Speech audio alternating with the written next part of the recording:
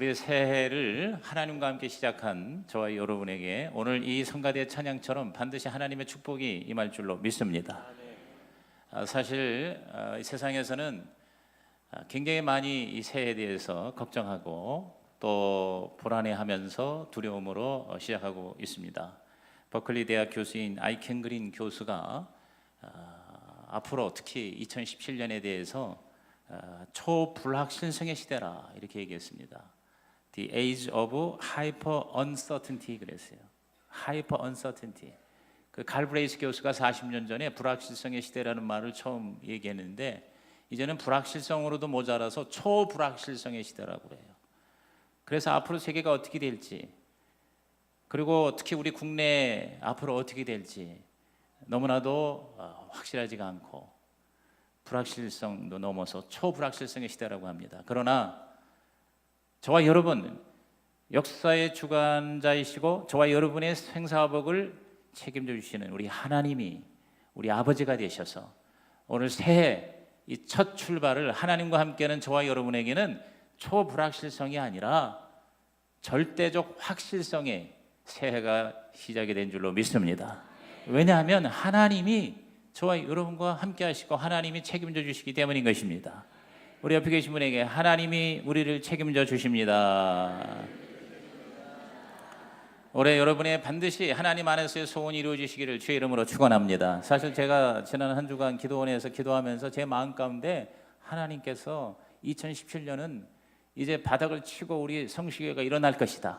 그래서 제가 배가가 되는 목표를 정하고 어제 우리 교육자들과 함께 종무예배 드리면서 각자의 교구 부서의 사용 목표와 함께 개인의 소원을 같이 나눴었어요. 근데 제가 그런 소원을 가졌는데 제가 마지막으로 하나님 저에게 주신 이 말씀, 여러분 다 각자가 주신 말씀이 기가 막히게 아마 여러분의 앞으로의 날들을 인도해 주실 것인데 저는 스가랴 10장 8절의 말씀을 주시네요. 이 말씀을 제가 한번 읽어드릴게요. 내가 그들을 향하여 휘파람을 불어 그들을 모을 것은 내가 그들을 구속하였음이라. 그들이 전에 번성하던 것 같이 번성하리라. 할렐루야. 하나님께서 휘파람을 불어서 우리 교회에 하나님의 구속된 백성들을 불러 모아 주실 줄로 믿습니다. 여러분의 삶에도 하나님이 휘파람을 불어서 올해 생애 최고의 해가 되시기를 주의 이름으로 축원합니다. 이따가 우리 10시, 12시에 올해는 1월 1일이 바로 주일이에요. 그래서 송구영신 예배 드리고 가서 잠깐 눈 붙이고 다시 와서 예배를 드리는데 이따 제가 성찬 예배 때 올 한 해 여러분의 꿈이 여러분의 소원이 이루어지는 데 대한 메시지를 전해드리고 오늘 이 시간에는 교회 전체 목표에 대해서 여러분에게 말씀드리려고 합니다. 올해 우리의 교회의 표어는 사랑과 선행의 공동체가 되자입니다. 한번 따라합시다. 사랑과 선행의 공동체가 되자. 우리 다시 한번 오늘 본문의 말씀 요절로 올 한 해 우리가 묵상할 터인데 다 같이 큰 소리로 우리 한번 읽어봅니다. 시작. 서로 돌아보아 사랑과 선행을 격려하며 모이기를 피하는 어떤 사람들의 습관과 같이 하지 말고 오직 권하여 그날이 가까움을 볼수록 더욱 그리하자. 여러분 사람은 절대 홀로 살 수가 없습니다. 아담이 처음에 창조될 때 하나님이 아담 혼자 있는 걸 보고 보기 안 좋았어요. 그것이 좋지 않다고 하셨어요. 그래서 하와를 만드셨고 그 후에 인생은 혼자 사는 게 아니라 함께 사는 공동체의 삶을 시작했습니다. 태초에 천지를 창조하셨다는 말씀은 다른 말로 말하면 태초에 하나님이 사랑하셔서 인간과 관계를 맺으셨다. 이 관계입니다. 관계라는 것은 상대가 있는 거예요. 그렇습니다. 우리 모든 삶이 바로 공동체입니다. 교회가 공동체입니다. 나라도 국가도 공동체죠. 우리 이 몸도요 하나의 공동체라고 했어요. 영, 혼, 육이 함께 서로 연합하여 하나의 몸을 이루게 되는 것입니다. 또 사실 하나님도 보면은 공동체예요. 성부, 성자, 성령 이렇게 삼위일체 하나님이라는 건 바로 하나님도 공동체의 하나님이시구나. 여러분 고기가 물을 떠나서 살 수 없듯이 우리 인간도 공동체를 떠나서는 살 수가 없는 것이죠. 아예 살 수 없다는 것보다도 진정한 인간이라고 할 수가 없는 것입니다. 최근에 저는 김형석 교수, 여러분 잘 아시죠? 제가 중학교 시절부터 이 철학 에세이 책을 읽을 때 가장 많이 읽은 책 중에 김형석 교수의 철학 에세이, 저는 안병옥 교수의 철학 에세이, 또 김태길 교수라고 해서 이 트리오해서 우리나라 한 세대의 철학자로서 많은 사람에게 감동을 줬던 분인데, 그 김형석 교수님이 아주 신실한 크리스찬이에요. 근데 지금 98세예요. 98세. 이야, 그런데도 정정하게 아주 뭐 강의도 잘하시고 지금도 일주일에 서너 번씩 여러 군데에서 이렇게 불려 다니시면서 그렇게 좋은 말씀을 전하시는 아주 정말 998823 사시는 분이에요. 근데 그분이 최근에 100세를 살아보니라는 책을 썼는데, 거기서 이 김형석 교수님 말씀이 제가 두 가지 은혜를 받았어요. 하나가 뭐냐면, 자기가 거의 100살 가까이 살다 보니 가장 좋았던 때가 언제냐 그랬더니 60세에서 75세까지래요. 60세에서 75세까지. 그리고 50대의 청중들한테는 뭐라 그러는 거 아니? 여러분은 나보다도 더 좋은 환경에 살기 때문에 60세에서 85세까지가 될 거다 그러더라고. 그러면서 60에서 75세 되는 때가 인생에서 가장 좋은 때래요. 골든 타임이래요. 여러분 그 나이대이신 분들은 오늘 그 말씀을 아멘으로 받아들이시고 여러분의 삶에 더 하나님의 풍요로운 축복이 임하시기를 주의 이름으로 축원합니다. 두 번째, 제가 그분의 책을 통해 은혜 받은 게 뭐냐면, 살아보니 가장 좋은 삶이란 뭐냐? 바로 사람들과 함께 더불어 사는 삶이다 그랬어요. 더불어 사는 삶이다. 뭡니까? 공동체죠. 공동체. 영화 그 캐스트어웨이라는 영화가 있습니다. 제가 아주 감명 깊게 본 영화 중에 하나가 이 캐스트어웨이입니다. 거기 그 주인공 톰 행크스가 비행기 추락으로 인해서 무인도에서 혼자서 5년을 살다가 나중에 구조가 되는 그러한 실화와 같은 그런 이야기인데요. 거기서 혼자서 살 수 있는 모든 방법을 다 터득했어요. 불도 필 줄 알고 물고기도 잡아먹을 줄 알고 집도 지어서 살고 다 사는데, 도저히 못 사는 게 뭐냐면 홀로라는 거예요. 홀로. 그래가지고 견디다 못해서 거기에 비행기에서 떨어진 것 중에 배구공이 하나 있었는데, 배구공을 갖다가 이렇게 사람 얼굴로 그림을 그려서 자기 친구로 삼아요. 그래서 그 배구공하고 같이 사는 거예요. 아침에 굿모닝 인사하고 대화를 하면서 사는 걸 보면서 우리 인생은 절대 혼자 살 수 없고 함께 사는 것이고 더불어 사는 것이고, 더구나 우리 예수 믿는 사람들은 이 교회라고 하는 영적인 가족, 교회의 공동체를 통해서 저와 여러분이 성장하고 행복하고 예수님을 닮아가고 저와 여러분의 구원이 완성될 줄로 믿는 것입니다. 여러분, 우리 이 교회 공동체가 얼마나 우리에게 중요한지 몰라요. 절대로 하나님은 예수 믿고 구원받은 삶이 홀로 사는 걸 원하지 않으세요. 하나님의 부르신 하나님의 백성으로 공동체로 살아가길 원하시는데, 저는 우리 성시교회가 2017년 올해 정말 이 개개인의 그저 와서 예배만 드리고 가는 그런 어떤 개인적인 신앙생활에서 한 가족이 되어서 영적인 공동체가 되어서 서로 붙잡아주고 또 서로를 이끌어 줌으로 올 한 해 일단 우리 성식회에 오신 분들은 한 사람도 낙오되지 않고 한 가족으로 주님 안에서 최상의 신앙생활을 하는 은혜가 있기를 주님의 이름으로 축복합니다.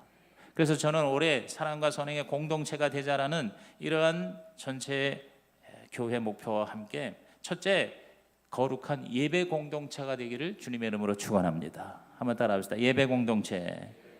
여러분, 우리 인간은요 최고의 목적이 바로 뭐냐? 올바른 예배를 드리는 거예요. 예배는 인간의 최대의 목적입니다. 하나님이 저와 여러분을 창조하신 목적이 뭡니까? 이사야 43장 7절 우리 다 같이 읽어봅니다. 내 이름으로 불려지는 모든 자 곧 내가 내 영광을 위하여 창조한 자를 오게 하라. 그를 내가 지었고 그를 내가 만들었느니라. 그랬어요. 내 영광을 위하여. 시작. 내 영광을 위하여.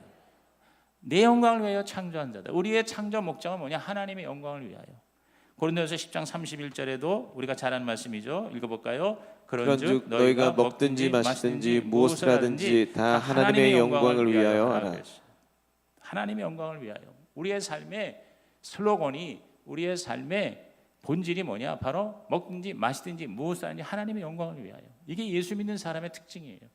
돈 많이 벌고 또 신나게 잘 사는데 다 좋아요. 그런데 그 목적이 뭐냐? 바로 하나님의 영광을 위하여. 그런데 그 하나님의 영광을 위해서 사는 가장 확실한 방법이 뭐냐면 하나님을 예배하는 거예요.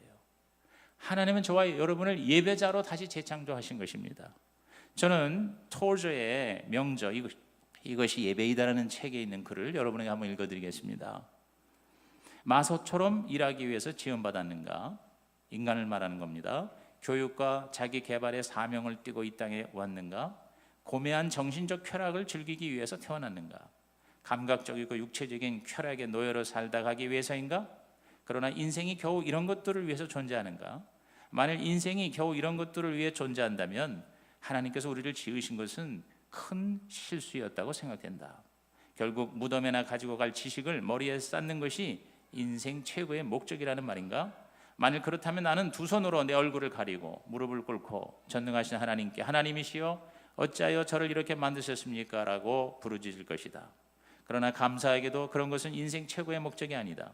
성경은 우리에게 몇 가지 사실을 가르쳐준다. 성경은 하나님께서 자신의 기쁘신 뜻을 따라 만물을 지으셨다고 가르쳐준다. 자신의 기쁘신 뜻을 따라 만물을 지으셨다고 가르쳐준다. 만물의 존재 목적은 하나님을 기쁘시게 해드리는 것이다. 다시 말하지만 하나님은 만물을 통하여 순전한 기쁨을 얻기 위해 그것들을 만드셨다. 창조 사역을 통하여 하나님은 누군가를 위해 무슨 일을 이루는 순전한 즐거움을 얻으셨다. 하나님께서 예배를 받기 위해 인간을 지으셨다는 진리는 성경 한두 구절의 교훈이 아니라 성경 전체의 교훈이다. 인간의 최고의 목적은 바로 하나님을 예배하는 것이다. 동의하시면 아멘 하시기 바랍니다.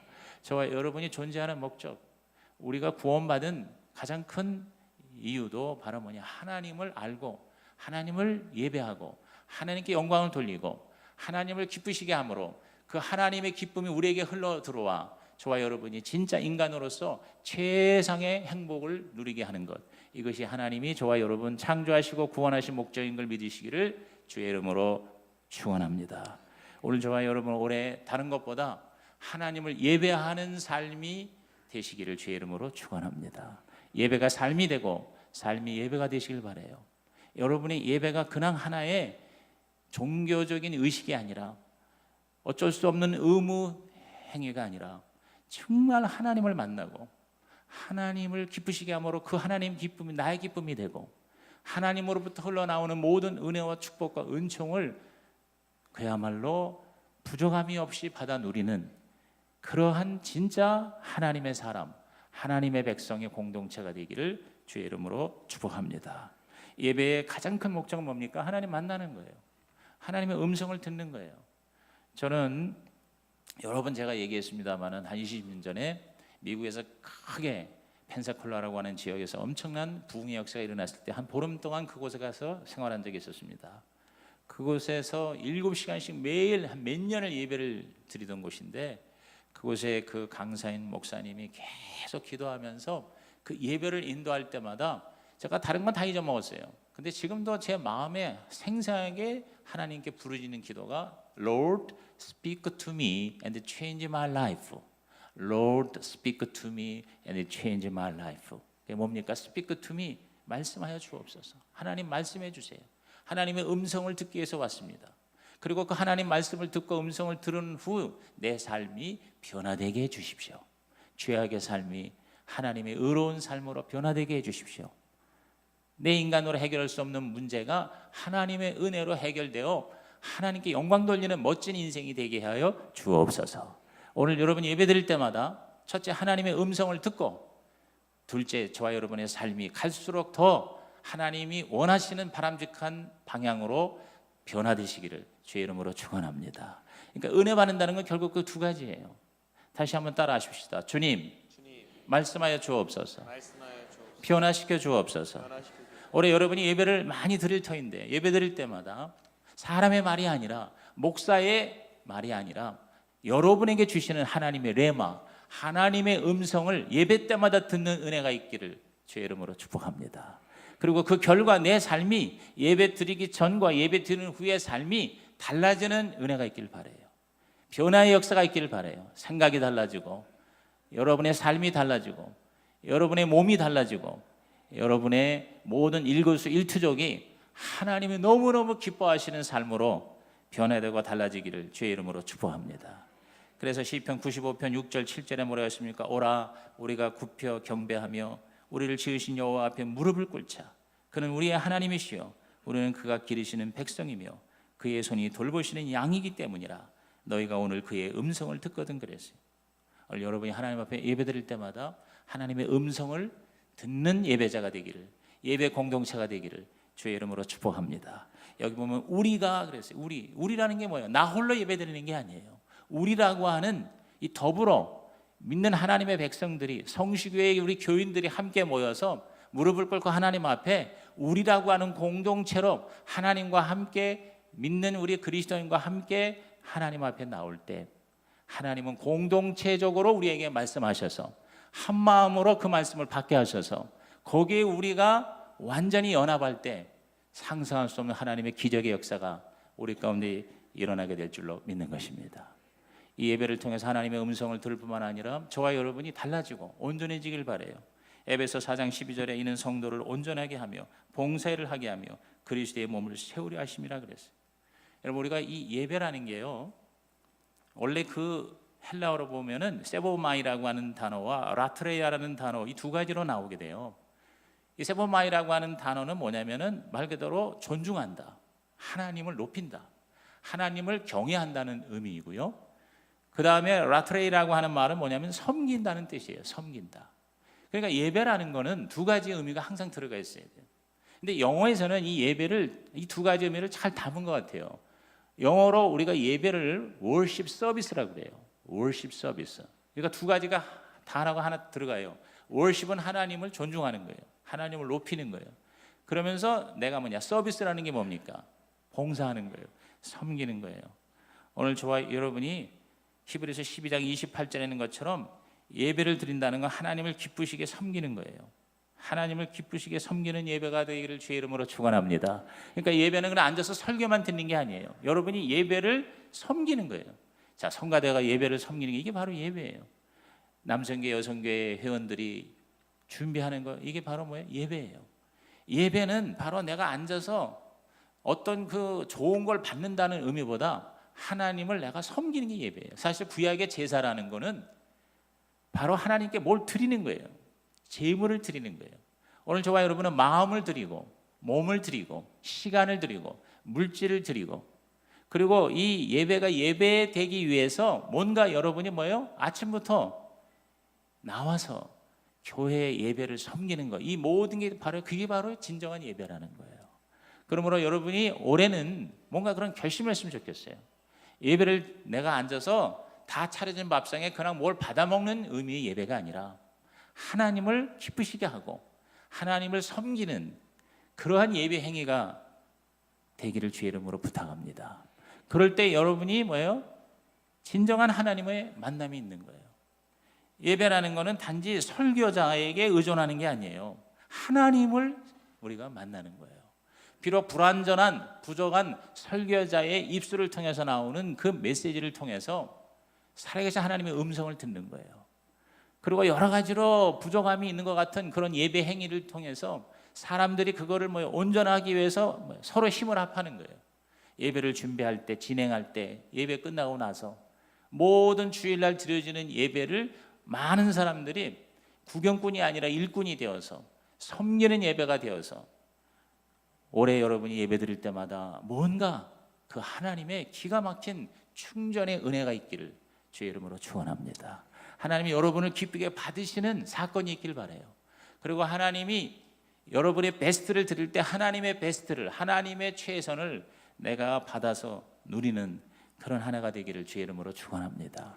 그래서 이 예배 공동체가 살아야 돼요. 올해 최선을 다해서 저도 노력할 테니까 여러분도요, 그냥 목사에게만 의존하는 예배가 되지 말고 여러분이 간증도 할 수 있고요, 이 예배를 통해서 주님을 만나고 기적을 체험하고 치유가 되고 성령이 임재하고 믿지 않는 자들이 예배를 통해서 예수님을 영접하고, 그래서 저는 이제 앞으로 올해 내로 우리 이 예배당 안에 침례탕을 만들어서 예배가 바로 뭐냐면 거룩한 산 제물을 하나님께 드리는 거예요. 이방인이 제물이 되는 예배가 최고의 예배라고 로마서 15장에 말씀합니다.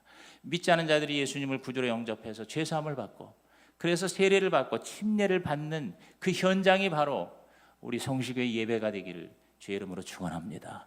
그걸 보고 하나님이 기뻐하시고 그 변화된 삶을 보고 사람들이 도전을 받는, 은혜를 받고 충격을 받는 그러한 예배 공동체, 반드시 우리 2017년 하나님이 주시는 최고의 선물이 되기를 주님의 이름으로 축원합니다. 그래서 저는 여러분이 올해 다른 무엇보다 예배에 성공하여 인생에 성공하시기를 바랍니다. 한번 따라 합시다. 예배에 성공하여 인생에 성공하자. 그러기 위해서 저는 여러분이 실제적인 여러분의 어떤 결심이 있었으면 좋겠어요. 그게 뭐냐면 어떤 일이 있어도 올해 주일 성수하자. 주일 예배를 절대 내가 빠지지 않고 하나님께 드려야 되겠다는 주일 성수에 대한 어떤 결심, 이게 흔들리지 말아야 돼요. 점점 사람들이 타협하기 시작합니다. 그래서 이 옛날같이 주일 성수에 대한 개념이 많은 사람들이 뭐예요? 흔들리고 있어요. 여러분, 올해 내가 어떤 일이 있어도 주일은 주님의 날이다. 내가 주일날만큼은 우리 하나님께 온전히 내가 드려야 되겠다. 단지 와서 1시간 예배만 참여하는 게 아니라 그 예배가 예배다운 예배가 되게 하기 위해서 내가 그 예배를 섬기는 삶을 살아야 되겠다. 여러분, 이렇게 결심하는 한 해가 되면 하나님이요, 다른 어떤 것보다도 당신을 향한 그 결단과 헌신에 감동을 받으시고 올해 여러분은 진짜 세상이 아무리 어렵다고 하더라도 우리에게는 최상의 해가 될 줄로 믿는 것입니다. 그 다음에 여러분 좀 더 실질적인 결심을 하나 더 했으면 그게 뭐냐면 예배를 온전히 드리자는 거예요. 예배를 온전히 드리자. 시작. 예배를 온전히 드리자. 우선 여러분 늦지 말았으면 좋겠어요. 예배를 시간을 좀 지켜서 적어도 10분 전, 20분 전. 록펠러가 평생 예배를 2가지 지켰다는 거 아닙니까? 40분 전. 왜 40분인 전 난 잘 모르겠어요. 어쨌든 그는 예배를 40분 전에 와서 미리 마음밭을 하나님을 향하여 갈았다는 거 아닙니까? 그리고 맨 앞자리, 그의 원칙은 미리 40분 전에 와서 가장 앞자리에서 나는 하나님께 예배드린다.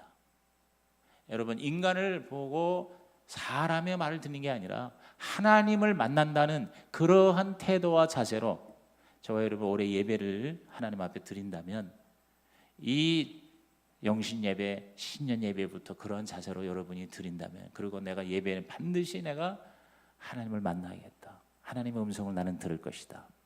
혹시 목사가 좀 부족해서 준비가 안 돼서 말씀이 좀 서툴지라도 그 가운데서 하나님은 나에게 말씀하실 것이다. 이렇게 여러분이 기대하고 준비하고 그렇게 중보하면서 예배를 참석할 때 예배 때마다 하나님의 놀라운 은혜 임하시기를 주의 이름으로 축복합니다. 예배를 통해서 온전해지길 바랍니다. 예배를 통해서 변화되길 바랍니다. 예배를 통해서 문제가 해결되길 바랍니다. 예배를 통해서 치유가 되길 바랍니다. 예배를 통해서 여러분의 모든 문제가 하나님의 축복으로 변화되기를 주의 이름으로 축원합니다. 그래서 저는 언젠가 제가 여러분에게 설교했어요. 여러분이 설교를 들을 때마다 중경사실 했으면 좋겠어요. 따라합시다. 중경사실. 처음 듣는 것 같아요. 준경사실. 시작. 준경사실. 준이 뭐냐? 준비하는 거예요. 예배를 준비한 만큼 은혜 받아요. 경이 뭐냐? 경청하는 거예요. 경청하는 거예요. 여러분이 설교를 경청을 하세요. 그 다음에 사는 뭐냐면 사랑하는 거예요. 여러분이 설교자를 사랑하세요. 설교자를 위해서 기도해 주세요. 설교자를 여러분이 좋아하는 마음으로 여러분께서 대하세요. 그러면 여러분 올해 여러분 예배 드릴 때마다 은혜를 받을 줄로 믿습니다. 그 다음에 중경사실, 실이 뭡니까? 실천하라는 거예요. 실천하는 거예요. 한 가지만이라도 여러분이 예배 드리고 설교 들었을 때 그 중에 한 가지라도, 모든 예배의 메시지에 한 가지라도 나는 실천하겠다, 순종하겠다, 그대로 살겠다, 이렇게 여러분이 결심하세요. 그러면요 아마 올해는 굉장히 놀라운 은혜가 임할 줄로 믿습니다. 저도 그렇게 노력할 테니까 여러분도 그렇게 오늘 결심하시기를 주의 이름으로 축원합니다. 다시 한번 따라합시다. 중경사실. 옆에 있는 분들한테 중경사실 합시다. 중경사실 합시다. 네, 중경사실이에요. 두 번째로 올해 우리는 구역 공동체, 섬기는 구역 공동체. 시작. 섬기는 구역 공동체가 됐으면 좋겠습니다. 여러분, 이 공동체를 가장 실제적으로 피부적으로 우리가 경험할 수 있는 것은 이런 대그룹의 예배보다도 소그룹의 구역 공동체입니다.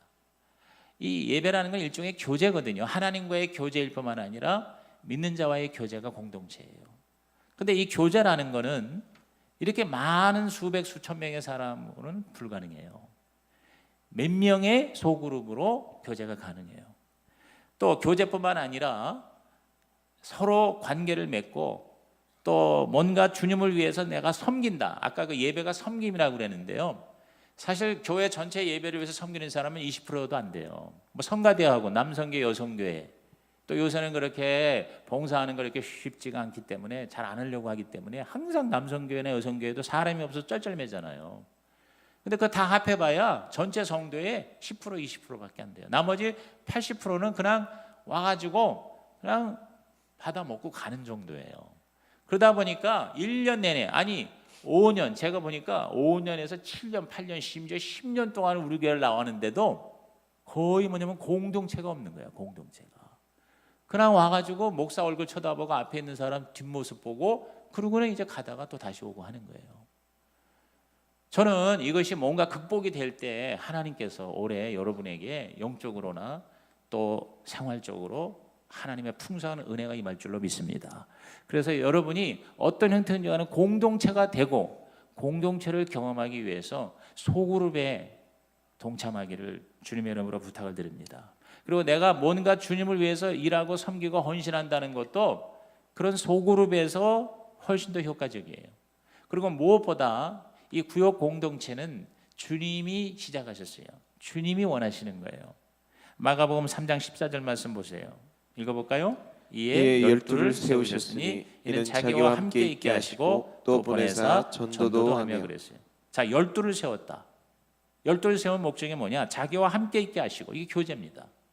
예수님이 자기와 함께 있게 하시고 그리고 보내사 전도도 하며 그랬어요. 이거 섬김이죠. 사역이죠. 즉 예배는 교제와 섬김이 들어가야 되는데 그것이 가능한 현장이 바로 뭐냐? 소그룹이라는 거예요. 예수님은 수천 명, 5천 명 이상의 대그룹 목회도 하셨고 70명 이상의 중그룹 목회도 하셨어요. 70인 제자들을 파송하셨어요. 또 한 명 개개인을 회복시키는 사역도 하셨지만 가장 3년 반 동안 공생의 기간 심혈을 기울인 것은 동고동락한 가족으로서의 12제자예요. 12제자의 모든 걸 거셨어요. 그 12제자 때문에 오늘날 전 세계의 교회가 세워지고 오늘 2000년이 지난 이 시대에 저와 여러분에게까지 그리스도의 복음이 전파돼서 오늘 우리가 이렇게 새해를 시작할 때 이 자정에 이 한밤중에 지금 뭐 보니까 뭐 해돋이 해맞이 어쩌고 저쩌고 하면서 사람들이 기껏 찾는 것이 그 정도예요. 근데 우리는 만군의 여호와 하나님, 저와 여러분의 창조자여 구원자이신 우리 하나님과 함께 새해를 시작할 수 있게 됐다니 할렐루야. 이것만으로도 여러분은 올해 최고의 복을 받게 되는 줄로 믿는 것입니다. 이것이 가능했던 게 뭡니까? 12제자 때문에 그래요. 바로 그 공동체예요. 그들이 목숨을 걸고 계속해서 복음을 전한 거예요. 마태 10장 5절에서 8절 보면 이에 예수께서 12를 내보내시며 명하여 이르시되 하면서 7절에 가면서 전파하여 말하되 천국이 가까이 왔다 하고 병든 자를 고치며 죽은 자를 살리며 나병한 자를 깨끗하게 하며 귀신을 쫓아내되 너희가 거저 받았으니 거저 주어라 그랬어요. 우리가 천국이 되고 천국을 나누어 주고 다른 사람에게 천국을 거저 줄 수 있는 길은 뭐냐? 12제자가 되는 거예요. 12명이라고 하는 그런 공동체예요. 그런 의미에서 구역은 하나님 나라 천국의 리딩 엣지예요. 리딩 엣지라는 게 뭐냐면 가장 끝자리, 최전선. 오늘 이렇게 우리가 모여서 드리는 예배만 가지고는 복음화가 안 됩니다. 흩어져야 된단 말이에요. 그래서 더 많은 시간을 보내는 가정이나 일터나 삶의 현장에서 믿는 자들이 모여서 그게 바로 초대교회의 진정한 모습이었죠. 사도행전 2장 46절에 날마다 마음을 같이하여 성전에 모이기를 힘쓰고 집에서 떡을 떼고 기쁨과 순전한 마음으로 음식을 먹었다. 성전과 집이라고 그랬어요. 성전이라는 대그룹과 집이라는 소그룹이었어요. 사도행전 20장 20절 보통 이거를 우리가 2020 비전이라고 그래요. 2020 유익한 것은 무엇인지 공중 앞에서나 각 집에서나 거리낌이 없이 여러분에게 전하여 가르치고 그랬어요. 공중과 집이라고 그랬어요. 공중이라는 것은 대예배입니다. 집이라는 것은 바로 구역입니다. 여러분 이 구역은 바로 저와 여러분을 하나님께서 세우는 가장 현실적인 현장이 됩니다. 에스겔서 3장 17절 21절에 보면은 인자야 내가 너를 이스라엘 족속의 파수꾼으로 세웠다 그랬어요. 거기에 족속의 파수꾼이라는 게 watchman for the house 그렇게 돼 있어요. 즉 집에서 모이는 리더들, 우리의 가정을 하나님의 교회로 만드는 리더가 되라 그 말인 것입니다. 여러분에게 기업이 있기를 주의 이름으로 축원합니다. 기업이 뭡니까? 돈 버는 사업이 기업이 아니에요. 우리 그리스도인들에게 기업은요 바로 구역이에요. 그래서 시편 16편 6절에 내게 줄로 재워준 구역은 아름다운 곳에 있으며 나의 기업이 실로 아름답도다 그랬어요. 구역이 바로 나의 기업이라고 그랬어요. 저는 오늘 여러분이요 예수 믿고 신앙생활하면서 교회를 이렇게 왔다 갔다 하는 것으로 끝나지 마시고 여러분이 기업이 있길 바래요. 여러분의 소그룹이 있길 바래요. 난 그래서 우리 성수교회 교인들이 평신도로서 가장 여러분이 품어야 할 꿈과 비전은 뭐냐면 다 구역장 되는 거예요. 교사가 되는 거예요. 구역장과 교사가 되어서 자기의 기업이 있길 바래요. 내가 섬길 수 있는 기업.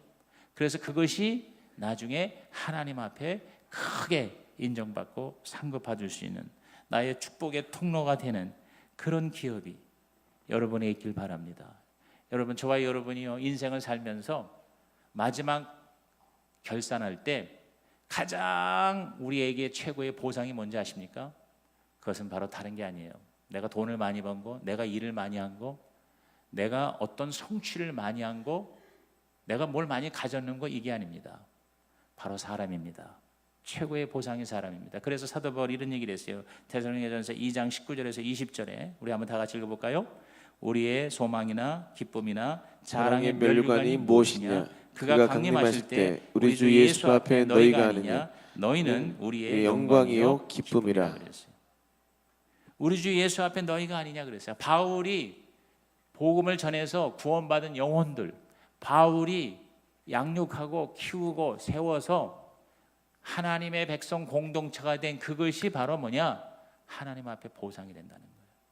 오늘 여러분이 나중에 하나님 앞에 설 때 하나님이 가장 원하시는 거, 여러분이 섬긴 어떤 사람들이에요. 여러분의 기업이에요. 여러분의 소그룹이에요. 두세 사람도 괜찮습니다. 그것으로 시작할 수 있습니다. 두세 사람이 내 이름으로 모인 것은 나도 그들 중에 있느니라.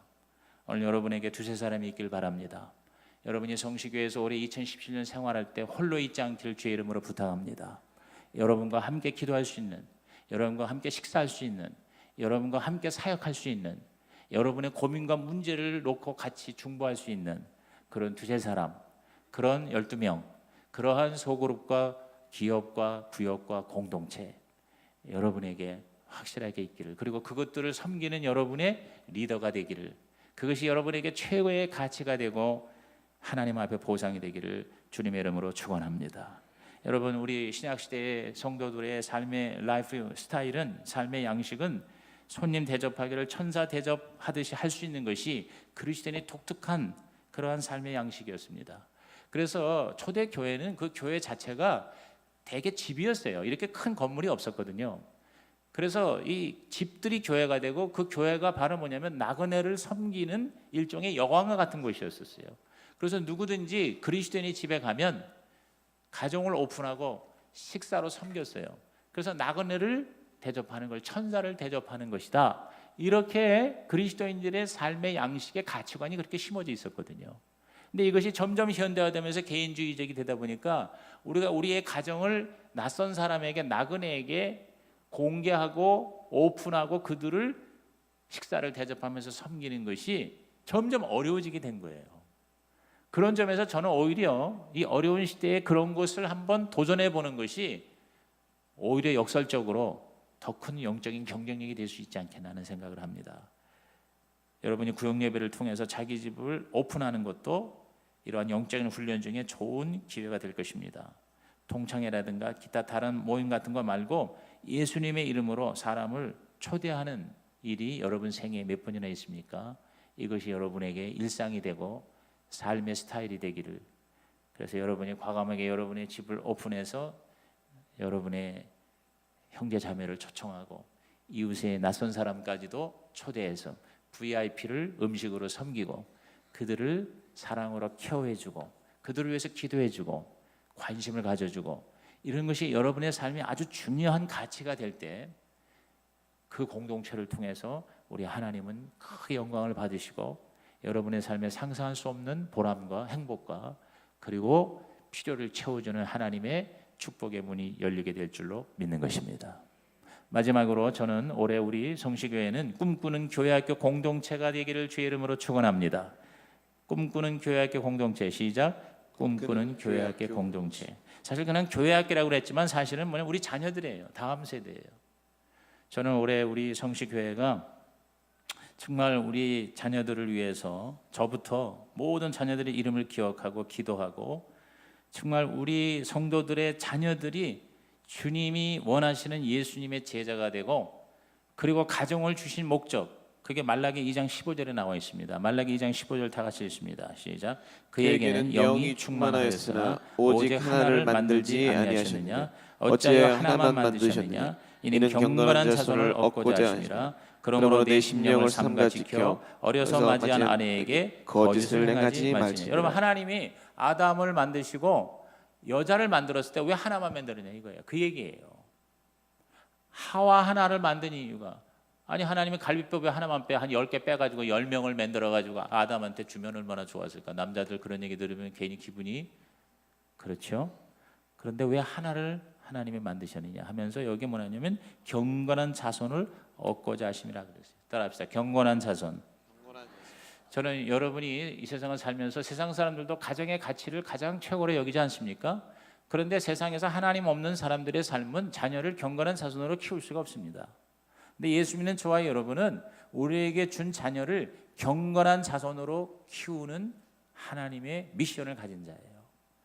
우리 성시교회 모든 교인들, 앞으로 들어올 모든 성도들의 자녀들이 경건한 자손이 되는 새해가 되기를 주님의 이름으로 축원합니다. 그래서 이것이 가정에서부터 시작됐으면 좋겠어요. 그래서 저는 그 목장 제대로 하는 데를 가보면 모든 그 식구들이 다 모여요. 남자들만, 부부만 모이는 게 아니라 아이들까지 다 모여서 그들과 함께 식사하고 아이들에게 지난날에 대한 감사와 기도 제목을 이야기하게 하고 삶을 나누게 해요. 그리고 그들을 축복해주고 그들끼리 서로 하나의 공동체가 되게 하는, 이걸 올리브 블레싱이라고 해요. 올리브 블레싱, 즉 감람 축복이다. 감람나무 축복이다.